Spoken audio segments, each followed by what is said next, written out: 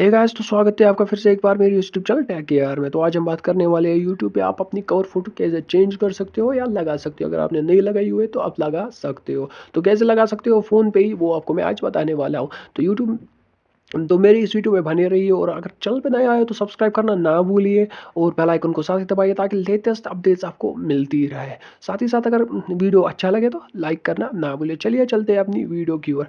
अगर वीडियो को आप स्टार्ट करते हैं तो मैं पहले जाऊंगा क्रोम में, क्योंकि आपको जो कवर फोटो लगानी है वो क्रोम में लगा सकते हैं। यहाँ पे आपको यूट्यूब पे क्लिक करनी है।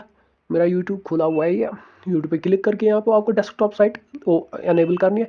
एनेबल करके आप देख सब पाओगे, वहाँ पे वो कोने में मेरा फोटो आ रहा है, चैनल का मतलब आइकन आ रहा है। आइकन पे क्लिक करके माई चैनल पे क्लिक करके हम चैनल में पहुँच जाएंगे। चलिए दिखाता हूँ।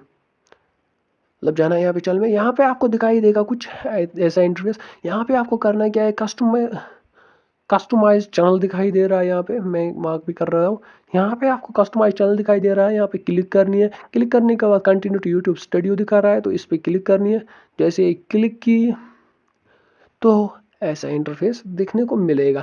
जैसे आप यहाँ पे पहुंचाओगे तो यहाँ पे आपको जाना कहाँ है, ये देखो कस्टमाइजेशन पे जाना है। यहाँ पे जो ये स्टार वाला बनाया हुआ कस्टमाइजेशन का आइकन है, उस पर क्लिक करके आप यहाँ पे पहुंच जाओगे। यहाँ पे करना क्या है, मैं थोड़ा हाईलाइट करता हूँ।